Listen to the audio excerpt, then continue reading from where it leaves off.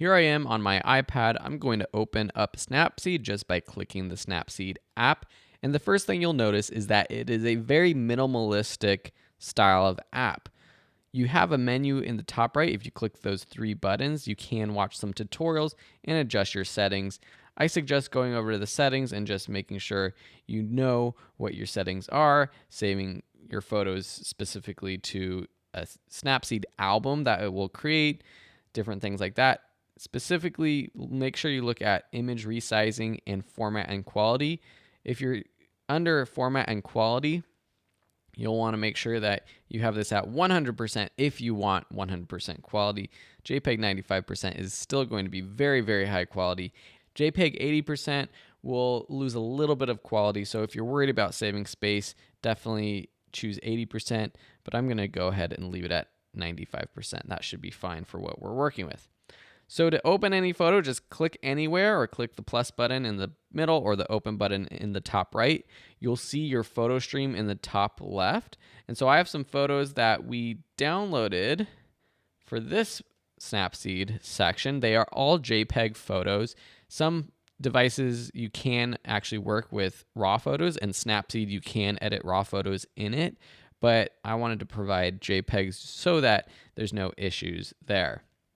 So I'm going to go ahead and open up this Walt Disney Hall photo just by tapping it. You can also see that you had other options by taking a photo from your camera or just opening the latest image that quickly opens anything that you just took, for example.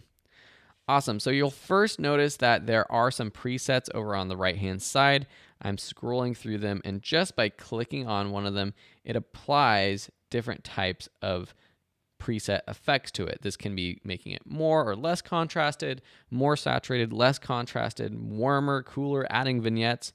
When you click on one, you can accept that edit by clicking the check mark in the bottom right or the X mark in the top right. So I'm going to undo that by clicking the X mark.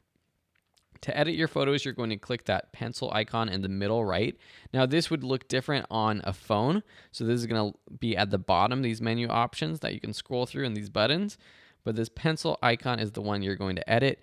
We're going to walk through many of these in the next lessons, but these are all the options you have for adjusting your photos. You have practically the same amount of options as you have in a professional desktop app like Lightroom or Photoshop. So I'm going to click back on the photo to get out of that menu. And then below the editing icon, you have this share button, the square with the arrow pointing up.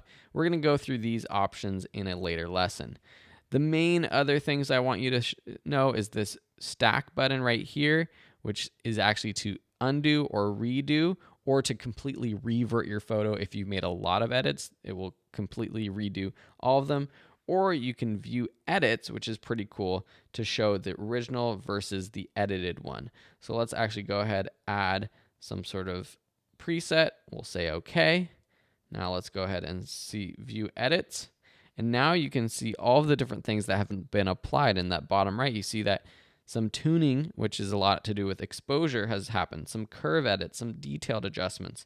And you can see sort of the order at which they've been applied, which is a cool way for you to see how you've edited your photo. I'm going to click back in the top left. You have your info button. This is cool because it has the metadata for this photo. It knows that this was shot with an f5.6 lens at 18 millimeters, ISO 320. This was one of Sam's Sony A7 R3 photos. It has the name, the size, and all of that data there as well. Say you want to open up another photo. If you click the open button, it's going to say, well, if you open up another photo, none of the changes or edits will be saved. So what you would want to do really quickly is click that save button and then click the save. It saves with changes that you can undo, sort of like editing in Lightroom, for example, on a computer, and you can always go back and edit them later. So I'm just going to click save. We'll go through the rest of those menus in a moment in a future lesson. We're going to click modify to let Snapseed successfully save it.